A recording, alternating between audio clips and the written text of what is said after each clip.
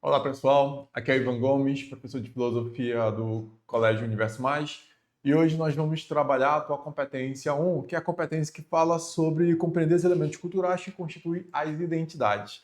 A ideia é nós focarmos na habilidade 1, que fala justamente sobre analisar historicamente ou geograficamente fontes documentais, e a habilidade 2, que vai abordar a questão da memória. Então, a nossa proposta é analisar, a partir dessa epistemologia filosófica, como se constrói algumas discussões a partir da filosofia, ok? Então, se vocês olharem para o material de vocês, lá na questão 1, está pontuada justamente a competência 1 e a habilidade 1. E é uma questão do Enem de 2016. Então, olhando para o texto base, sentimos que toda a satisfação de nossos desejos, advinda do mundo, assemelha-se à esmola que mantém hoje o mendigo vivo. Porém, prolonga amanhã a sua fome. A resignação, ao contrário, assemelha-se à fortuna herdada, livra o herdeiro para sempre de todas as preocupações. Então, desde a Grécia Antiga, ali, a partir do filósofo Platão, nós temos essa discussão envolvendo a questão dos sentimentos, paixões e prazeres humanos. No Platão, nós vamos ter essa visão de que esse animal racional ou esse ser dotado de uma faculdade racional, ele não deveria ceder a estes prazeres porque acaba corrompendo a alma. Porém, eu gostaria de começar falando principalmente a partir da escola helenística conhecida como estoicismo, porque é essa escola que o Arthur Schopenhauer, autor do texto que eu acabei de ler, vai dialogar. Então, o que nós vamos ter ali no estoicismo? Essa visão de que diante dos sentimentos humanos ou daquilo que nós não podemos controlar, cabe ao sujeito apenas aceitar. Então, a ideia de patos ou paixões humanas, né, ela está muito vinculada a essa forma como nós reagimos a eventos.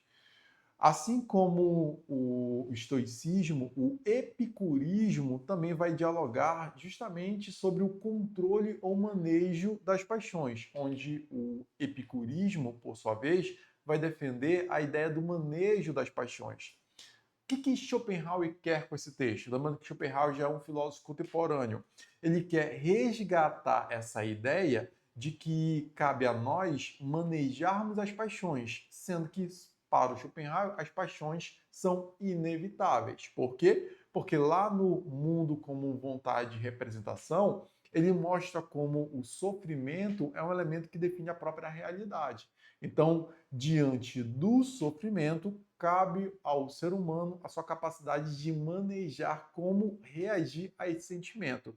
E aí, voltando para o texto, é aí que entra a ideia da resignação. Resignar é se abster, ou seja, não ceder, não buscar. Então, sentimos que toda a satisfação de nossos desejos, advinda do mundo, assemelha-se à esmola que mantém vivo o mendigo vivo. Ceder às paixões, ceder aos desejos, no final, se colocar em uma condição de submissão aos sentimentos humanos. Ao olharmos para o enunciado, ele diz: o texto destaca uma ideia remanescente de uma tradição filosófica ocidental, segundo o qual a felicidade se mostra indissociavelmente ligado a. Então, qual é essa tradição? A tradição filosófica que tenta entender como o ser humano deveria manejar os seus sentimentos, normalmente colocando nessa posição de que todo sentimento humano deve ser manejável. Por isso que a alternativa correta aí é a letra B, a administração da independência interior. Então, administração é gerir. Independência interior é a tua capacidade de manejar os teus desejos. Então, quanto maior for o teu manejo sobre os teus sentimentos, sobre as suas paixões, maior a tua capacidade de alcançar qualquer tipo de realização. Então, nesse item de 2016, nós temos essa tradição filosófica que defende que esse sujeito racional ele deveria sempre estar manejando os seus sentidos. Então, nós temos isso na tradição racionalista do Platão, nós vamos encontrar isso aí na ideia de virtude do Aristóteles. O sujeito racional é aquele que domina as suas paixões. Nós vamos encontrar no estoicismo, né? Quanto mais tu aceitar aquilo que tu não pode controlar, mais próximo você está da felicidade e dessa realização, assim como a ideia de moderação estará presente também na filosofia epicurista também dentro da filosofia epicurista, ok? Ok. Então, a nossa segunda questão, a gente pode partir da ótica da habilidade 2, analisar a produção da memória pelas sociedades humanas. Então, esse texto, que é da filósofa Marina Chauí, ela vai analisar a escola sofística, que é uma escola que surge lá na Grécia Antiga. Eles eram conterrâneos do Platão, onde eles vão discutir a questão da palavra e do discurso, ou o uso da palavra como um instrumento político. Então, o texto começa: os sofistas, diante da pluralidade, ou seja, diversidade e do antagonismo das filosofias anteriores, quem são as filosofias anteriores que ele cita? É a filosofia pré-socrática, certo? Heráclito e a ideia do fogo como fonte de tudo, Parmênides é a noção de ser e essência, Tales de Mileto a questão da água como arqué, ou dos conflitos entre as várias ontologias. Destaco para ti a importância do domínio conceitual, tá? Diversos itens se constroem a partir de conceitos filosóficos no Enem. Então, quando nós falamos de ontologia, é importante entender que a ontologia é um jargão clássico no pensamento filosófico. Nós encontramos essa expressão desde da filosofia, né, do Parmênides. Então, o que seria a ontologia? É o estudo do ser, o estudo da essência. Então, retomando, concluíram que não podemos conhecer o ser, mas só podemos ter opiniões subjetivas da realidade.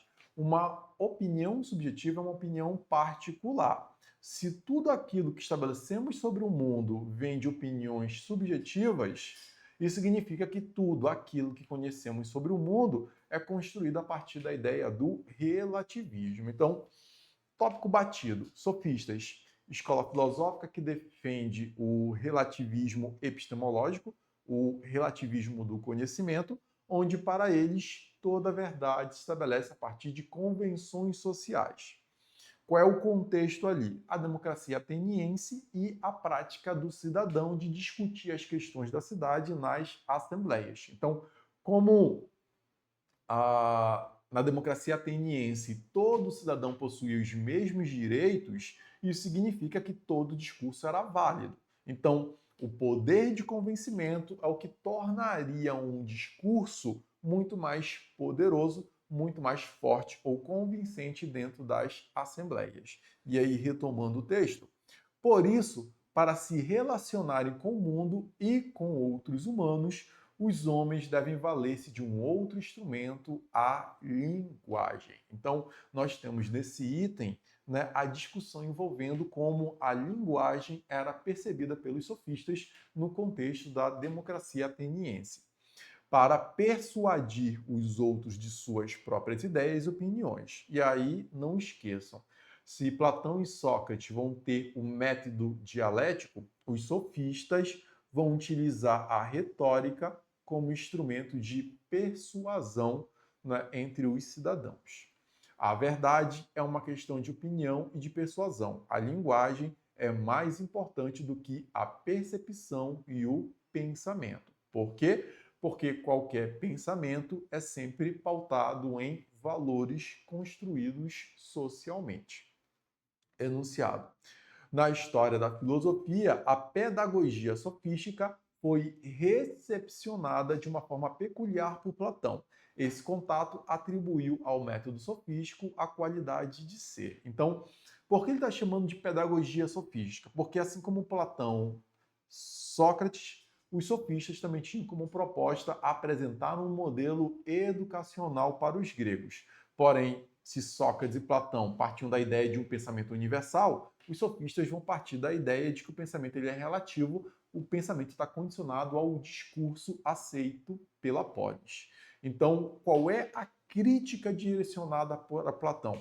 Qual é a construção que o Platão vai fazer em relação aos sofistas? Aí a letra A diz: um estilo comunicativo a ser superado pelo método dialético expressado nos diálogos socráticos. Essa aqui é a alternativa correta. Por quê? Porque a ideia do Platão é enxergar os sofistas como defensores da simples opinião, ou seja, os sofistas não conseguiam ir para além da ilusão gerada pela aparência. A proposta do Sócrates é, por meio da dialética, alcançar a essência do mundo, alcançar as formas puras que definem toda a realidade, ou seja, os conceitos universais. Se a gente analisar as outras alternativas, a B diz um lugar privilegiado, uma vez que o relativismo linguístico é uma das bases da metafísica platônica. O Platão ele também discute a questão da linguagem, lá no livro Timeu, porém, nunca sob uma ótica relativista. Lembra do mundo das ideias, do mundo inteligível. Toda forma, toda verdade deve se pautar nas ideias universais que nós encontramos no mundo inteligível. Logo, Platão não aceita qualquer ideia de relativismo epistemológico, relativismo linguístico ou relativismo cultural. A letra C diz uma diretriz que possibilitou a diferenciação entre a aparência das coisas empíricas e a essência do inteligível. Não. Para o Platão, os sofistas eram indivíduos que negavam a diferença entre aparência e essência, mundo inteligível e mundo sensível. Já a letra D diz a definição dos parâmetros mediadores entre os preconceitos da caverna e a unidade do bem e da verdade. Então, a letra D, ela está retomando a mesma lógica da letra C, a de que os sofistas trabalhavam dentro de um dualismo filosófico que diferenciava mundo sensível de mundo inteligível, e isso nós não vamos encontrar na filosofia sofística. Então, não existia para eles a ideia de uma ilusão dentro da caverna e uma verdade fora da caverna. E a letra E, o caminho para o estabelecimento do estilo retórico do governante filosófico na República Platônica. Lembrem que Platão, no livro A República, vai falar dessa cidade perfeita governada por filósofos ou sábios, o que Platão chamava de sofocracia, uma aristocracia governada por sábios. Qual é o problema da letra E? O filósofo da sofocracia ele é guiado pela dialética porque ele acredita em verdades universais. Então, não existe o elemento retórico para Platão, ok? Essa foi a nossa análise da segunda questão. Okay? O nosso terceiro item já vai pegar justamente a filosofia platônica. Então, leve em consideração tudo aquilo que eu apontei sobre Platão na questão anterior e como isso vai criar uma oposição em relação aos sofistas. Então, a terceira questão, que é da Unesp de 2022, ela começa assim. É nesse ponto que eu estabeleço a distinção. Para um lado, o que ainda agora referiste, amadores de espetáculos, amigos das artes e homens de ação. E para outros, aqueles de quem estamos a tratar, os únicos que, com razão, podem chamar-se filósofos. Então, uma coisa é aqueles que trabalham com a arte e com a política. Homens da ação, essa ideia da praxis política. Outra coisa são os filósofos. O que queres dizer? Os amadores de audições e de espetáculos encantam-se com as belas vozes, cores e formas de todas as obras feitas com tais elementos, embora o seu espírito seja incapaz de discernir e de amar a natureza do belo em si. Esse discurso ele é semelhante ao que Sócrates vai elaborar no livro Apologia a Sócrates, que é o diálogo platônico, onde Sócrates vai apresentar a sua defesa, né, das acusações que ele recebeu. Corromper os jovens atenienses e não honrar os deuses da cidade. Então, o que Sócrates está falando nessa passagem é a ideia de que o artista ele faz um trabalho sem conhecer aquilo que ele está elaborando. Então, é a ideia de um pintor que pinta um guerreiro sem conhecer as artes da guerra. É um poeta que fala sobre um sapateiro sem conhecer como se produz um sapato. E aí, de novo, tu tem essa ideia da aparência e do ser. Uma coisa é eu parecer ter o conhecimento, outra coisa é, de fato, eu ter o conhecimento. Então, o Platão está destacando essa passagem de como nós precisamos nos afastar da ilusão da aparência para alcançar a essência e o verdadeiro conhecimento. E aí o enunciado pontua. No excerto, a crítica direcionada aos artistas é fundamentada na associação. Desculpa. No excerto, a crítica direcionada aos artistas é fundamentada. Aí vem letra A.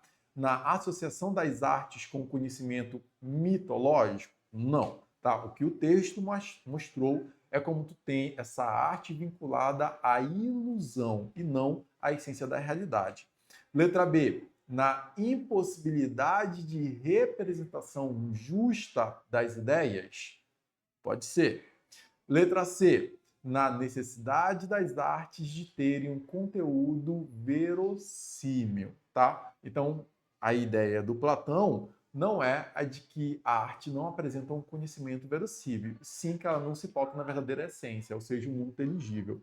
Letra D, no grande alcance popular atingido pelas peças artísticas, não, a Platão está criticando o alcance da arte.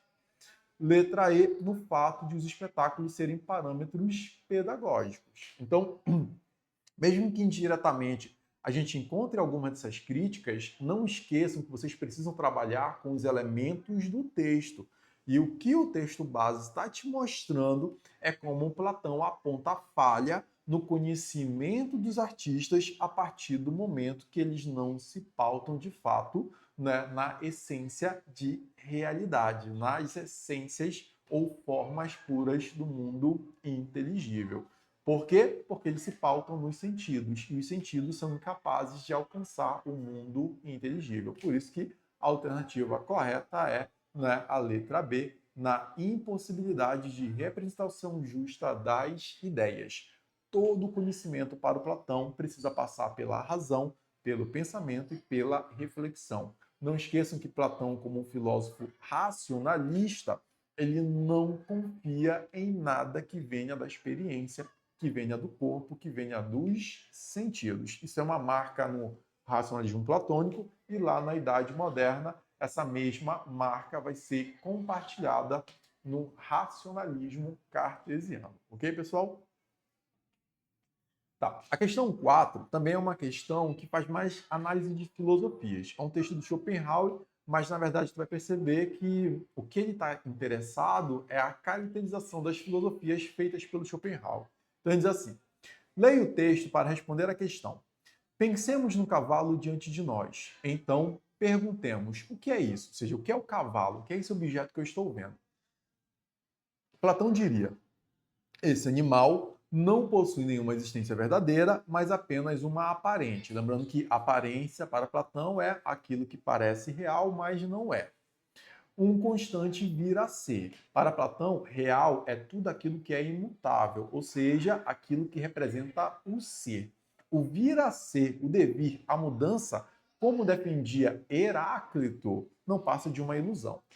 Verdadeiramente, é apenas a ideia que se estampa naquele cavalo que não depende de nada. Nunca veio a ser, sempre da mesma forma. Por quê? Porque o ser ele é eterno, ele é imutável, ele é imperecível. Então ele é sempre um todo homogêneo que nunca se altera.